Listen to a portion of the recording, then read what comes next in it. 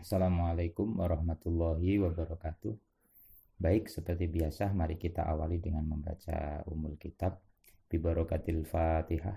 A'udzubillahi minasyaitonirrajim. Bismillahirrahmanirrahim. Alhamdulillahirabbil alamin arrahmanirrahim. Iyyaka na'budu wa iyyaka nasta'in. Amin. Baik, kita lanjutkan. Sekarang adalah batasan uruf. Jadi kalau yang video sebelumnya kita membahas pro kontra apakah uruf itu dipakai atau tidak. Nah, sekarang bagi mereka ulama yang memakai uruf itu ada batas-batasannya atau ada aturannya secara teori. Langsung saja kita baca. Jika suatu aturan atau kejadian tertentu tidak memiliki batasan hukum, maka batasan hukum tersebut ditentukan melalui petunjuk nas syar'i. Jadi sebelumnya begitu dulu. Jadi kalau ada satu hukum kita teropong dulu lewat petunjuk nas syar'i. Nah, kalau ada ya kita pakai nas syar'i itu. Kemudian bila tidak ditemukan dalam nas syar'i secara spesifik tidak ditemukan, maka dicari batasannya secara bahasa. Jadi secara kebahasaan itu arahnya kemana. Terus bila tidak ditemukan ya melihat tradisi atau uruf yang dipakai yang berlaku saat itu. Ya contohnya tadi, contoh yang lain tadi seperti ujroh misil atau mahar misil atau hirzi misli tadi. Jadi hirzi misli itu tempat layak untuk menyimpan. Kita cari petunjuk syarak. Petunjuk syarak batasannya bagaimana tempat yang layak untuk menyimpan itu tidak diatur dalam syarak. Jadi tidak harus di kotak lemari yang kotaknya kecil harus terkunci.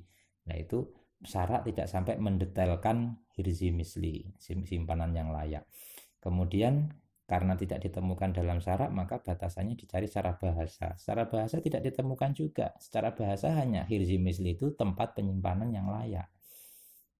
Nah, akhirnya terus kita melihat tradisi, baru beralih kepada tradisi. Kalau uang ya uruf tradisinya ya disimpan di dompet atau di lemari laci uang. Kalau motor ya di garasi. Kalau sandal ya di tempat sandal, ada tempatnya khusus. Ya itu menyesuaikan tradisi atau uruf. Jadi begitu ya tahapannya. Uruf itu tidak boro-boro langsung dipakai.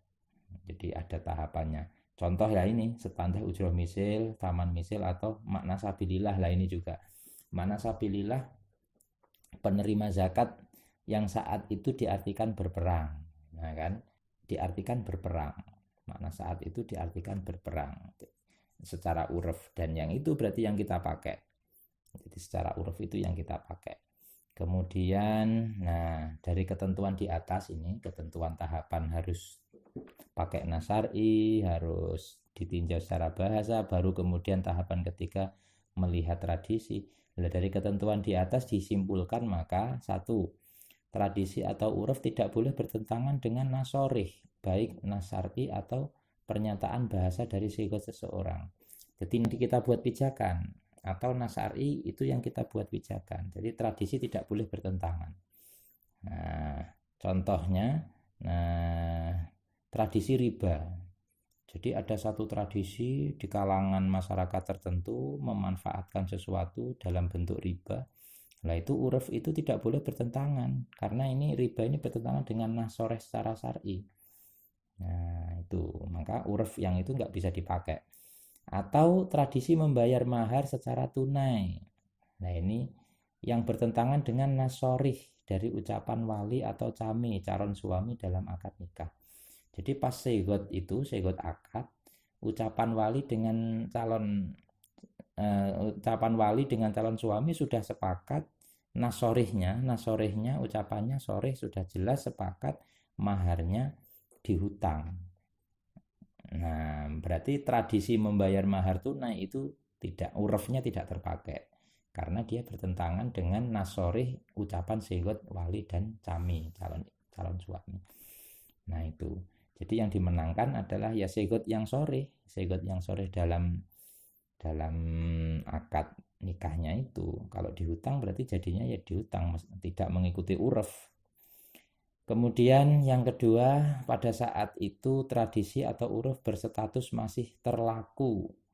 Nah, jadi pada saat pernyataan nas tadi, uruf itu harus masih tetap berlaku baik sepanjang waktu atau pada umumnya. Nah, ini gimana maksudnya? Seperti tradisi kelelawar yang selalu keluar berterbangan saat terbenam matahari. Hal ini bisa dijadikan pedoman saat tidak bisa mengetahui awal waktu maghrib. Jadi kan ini status ini masih berlaku. Jadi ketika maghrib status kelelawar keluar itu masih berlaku. Nah, suatu ketika kalau mendung kita nggak bisa melihat terbenam matahari atau tidak ada jam, kita berada di daerah yang tidak bisa mengetahui waktu maghrib, kebetulan ada kelelawar lewat. Nah, oh ini kelelawar sudah keluar, berarti ini menunjukkan waktu maghrib. Jadi syarat yang ketentuan yang kedua ini adalah uruf atau tradisi itu harus masih statusnya masih berlaku pada saat itu. Demikian penjelasan kita sementara kali ini. Insya Allah nanti kita lanjut pada pertemuan berikutnya. Dari saya cukup sekian. Assalamualaikum warahmatullahi wabarakatuh.